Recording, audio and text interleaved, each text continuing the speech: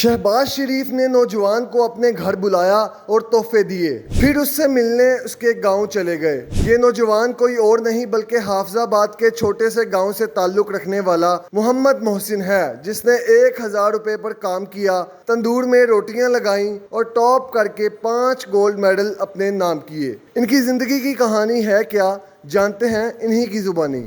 السلام علیکم جی، آپ دیکھ رہے ہیں پاکستان ٹوڈے اور میں ہوں طیب سلہڑی۔ آج میں آپ کی ملاقات ایک ایسی شخصیت سے کروانے جا رہا ہوں جن کی اسٹرگل سٹوری کچھ اس طرح سے ہے کہ وہ تندور پر روٹیاں لگایا کرتے تھے، مختلف قسم کے محنت مشقت کا کام کیا کرتے تھے، مگر اب وہ government M a college Lahore میں بطور لیکچرار خدمات انجام دے رہے ہیں۔ ان کی اسٹرگل سٹوری ہے کیا، کس طرح سے انہوں نے یہ سفر طے کیا، ان سے جانتے ہیں۔ السلام علیکم جی وعلیکم السلام۔ سر، کس طرح سے آغاز کیا اور ایک مزدور سے لیکچرار کیسے بنے؟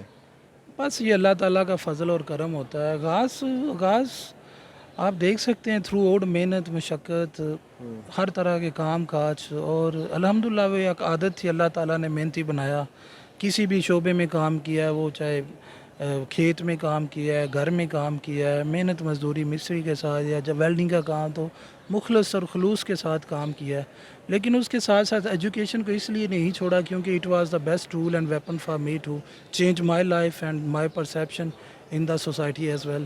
تو یہی وجہ تھی جو دونوں چیزوں کو لے کر 24 آورس میں آپ کے پاس 8-10 گھنٹے کام کرنے کے بعد بھی 8-10 گھنٹے بہت ہوتے ہیں پڑھنے کے لیے، کچھ بھی اور کرنے کے لیے۔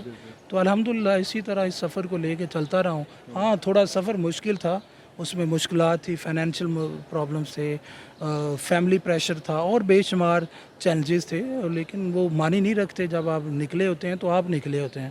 کتنی ایج میں آپ نے کام کرنا شروع کیا، مزدوری کرنی شروع کی؟ 6ٹی 7ویں سے کام کر رہا ہوں میں، 6ٹی 7ویں سے کام کر رہا ہوں۔ بے شمار ایکٹیویٹیز رسپانسبلٹیز ہیں جن کو کندھا دیتے آ رہا ہوں اور دیا بھی ہے۔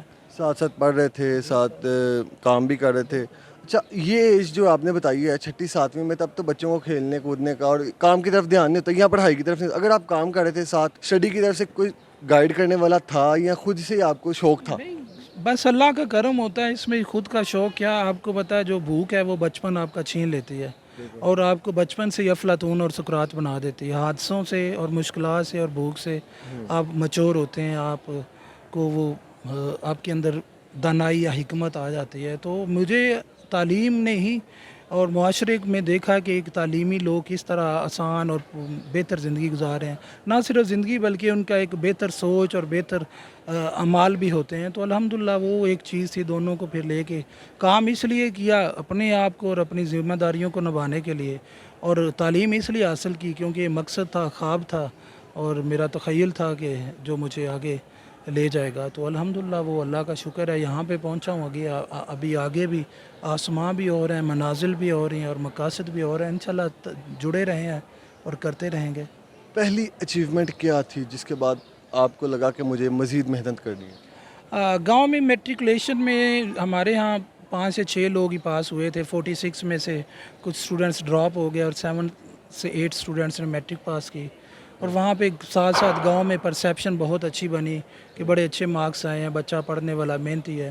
تو اس کی وجہ سے آگے کالج میں پھر کنٹینیو کیا، کالج میں پھر سپورٹس میں چلا گیا، وہاں پہ باسکٹ بال میں 2 چیمپئن شپ پنجاب میں ون کی، اور وہ محنت پھر کالج میں جب محسوس ہوا کہ اس باسکٹ بال کا آگے سکوپ نہیں ہے، تو وہ محنت اور وہ زور پھر تعلیم میں انرجی آپ نے ڈائیورٹ کر دی، ڈائریکشن چینج کی، اور وہ زور پھر تعلیم میں لگایا کیونکہ تعلیم لانگ ٹرم تھی۔ اس میں سپورٹس میں انجری کے بھی پرابلمز ہو سکتے تھے، لیکن اس میں وہ اور پھر معاشرے مسائل نہیں تھے، تو میں نے پھر ایجوکیشن کو ہی چنا، اور ایجوکیشن وہ زور انرجی 12-8-10 گھنٹے کا وہ میں نے یہاں پہ لگانا شروع کیا، اور اس کا رزلٹ آپ کے سامنے ہے۔ اس کے بعد انٹر کیا، پھر بیچلر کے بعد گریجویشن پنجاب یونیورسٹی سے ایز اے پرائیویٹ کینڈیڈیٹ، اس میں حالات اور زیادہ مشکلات ہو گئیں، ہائر ایجوکیشن کو مینٹین کرنا، اور پھر گھر میں بھی افراد بڑے ہو رہے، میں بھی بڑا ہو رہا تھا، تو مشکلات اور زیادہ ذمہ داریاں بڑھ گئی بے شمار، اس میں سیویئر بیمار رہنا شروع ہو گیا، حالت سے دن بدن بدلتی ہو گئی، لیکن یہ کہ تعلیم میں لگا رہا الحمدللہ۔ وہ پھر گریجویشن میں ٹاپ کر لیا، پوزیشن آئی، پھر میاں محمد شہباز شریف نے اپریشیٹ کیا، وہ میرے ماڈل ٹاؤن میں بلایا، ٹائی اور شرٹ دی، 10 لاکھ روپیہ دیا۔ پھر میرے گاؤں میں وہ آئے، انہوں نے وہاں پہ گاؤں کو بہتر بنایا، وہاں پہ آئیڈیل گاؤں بنایا، اور مجھے میرے پیرنٹس کو مبارکباد دیتے ہوئے لاہور میں ایک گھر بھی تحفے میں دیا۔ पंजाब यूनिवर्सिटी से एम इंग्लिश कर लिया, वहाँ से भी अल्हम्दुलिल्लाह उसके बाद फिर पढ़ाना शुरू कर दिया, टीचिंग, और वो आसान होगी, बेहतर लाइफ होगी अल्हम्दुलिल्लाह। आज मैं कॉलेज में पढ़ा रहा हूँ। वाह माशाल्लाह। अच्छा, फैमिली की तरफ से क्या रिस्पॉन्स आया, वालिदैन कितने खुश हुए? आपको पता है कि आपके गांव में जब भी मियां मोहम्मद शहबाज शरीफ या हाकिम वक्त वाह। में बेहतरीन जो पर्सन जो खादम आला है वो उसने साबित किया, और गांव में आज आना, उनका मुबारकबाद देना, वो तारीख़ में या किताबों में पढ़ा था कि किसी बादशाह को कोई बात अच्छी लगी, कोई आदत अच्छी लगी तो उसने अप्रिशिएट किया, एक्नॉलेज किया, वज़ीर मशीर या नीचे वाले लोग हों। तो मेरी ज़िंदगी में तो वो सामने हुआ मेरे माँ बाप की, तो we were happy, we were cherishing, we cherish these moments, historic moments, I would like to say, we cherished it. जो रिलेटिव्स थे, रिश्तेदार थे, मोहल्लेदार थे, जो समझते थे कि यार ये भी बच्चा है, कुछ कर रहा है, ठीक है, लगा हुआ है, इन सब होने के बाद क्या रिस्पॉन्स था उनकी तरफ से, कि वो क्या कहते थे? मैं ना वहाँ अपने घर वालों का नकम्मा और नालायक जो है ना वो बेटा था, और मुझे हमेशा यही मिलता था, गली मोहल्ले में भी लफंटर, नालायक और नकम्मा।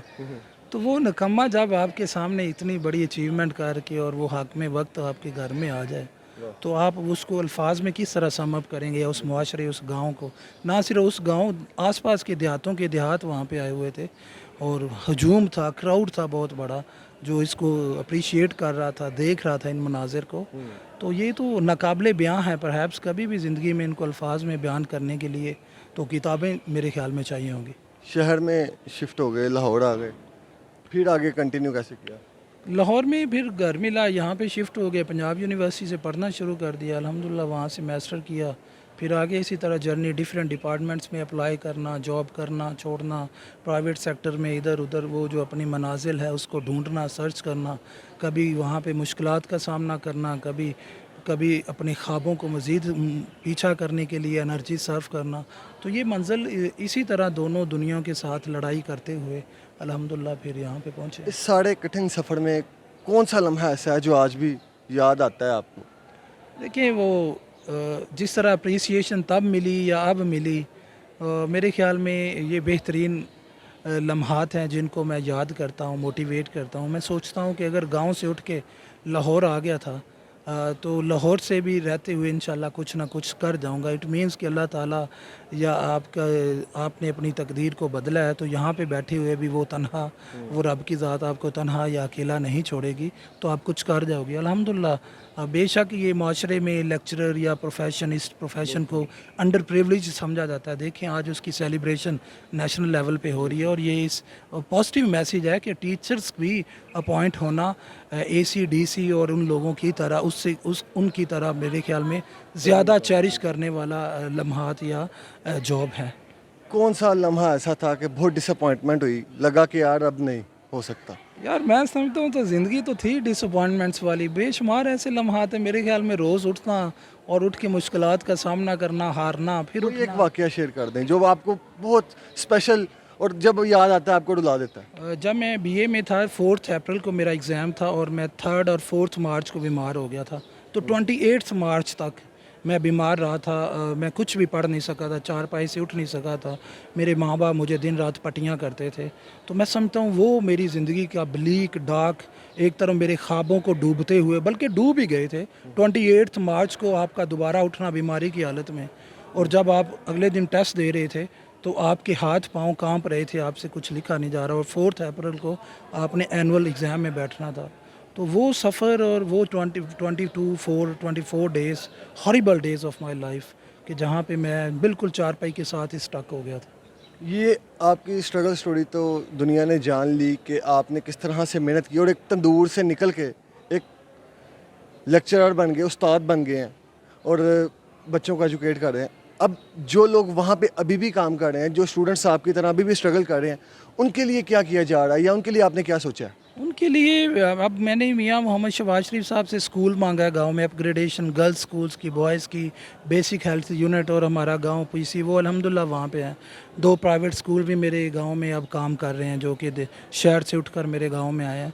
तो अल्हम्दुलिल्लाह मेरे गांव में तालीम आम हो चुकी है। जहां पे तालीम को कुछ समझा नहीं जाता था, अब माँ बाप ने ना सिर्फ बच्चों को, बॉयज़ को, बल्कि अब गर्ल्स को भी पढ़ा रहे हैं। और अल्हम्दुलिल्लाह लाहौर में GCU में, PU में और बड़ी यूनिवर्सिटीज़ में मेरे गांव से मेरी बहनें, बेटियां और वो तालीम हासिल कर रही हैं, और वो बहुत अच्छा। सेटिस्फाई हैं कि ज़िंदगी में कुछ कर रहे हैं? जी मैं खुश हूँ अल्हम्दुलिल्लाह। मैंने जो भी किया है अल्हम्दुलिल्लाह मैं खुश हूँ। अल्लाह पाक की ज़ात पे जो उसने मुझे बेशुमार नेमतों से नवाजा, और अपनी ज़िंदगी से मैं खुश हूँ। जो लोग बहुत मायूसी का सामना कर रहे हैं, जो आज भी स्टूडेंट्स मायूस हैं, डिसअपॉइंट हैं, छोटी छोटी चीज़ों से मायूस हो जाते हैं, क्या मैसेज देना चाहेंगे उन्हें? मैसेज मेरा उनके लिए कि अपने मकसद के साथ जुड़े रहें, परसिवरेंस और रेजिलियंस का को रखें, अपना ब्लजन रखें, अपना टूल रखें, अपना वेपन रखें। और अगर आपको डिसअपॉइंटमेंट होती है तो आप कोई बायोग्राफीज़ पढ़ें, बड़े लोगों की ज़िंदगियों को पढ़ें, और इंशाल्लाह आप खुद उनसे बड़ा बन जाएंगे। जी नाज़रीन, ये थे मोहम्मद मोहसिन अली साहब। आपने इनकी गुफ्तगू मुलाहज़ा की और इनकी तमाम तर स्ट्रगल स्टोरी सुनी।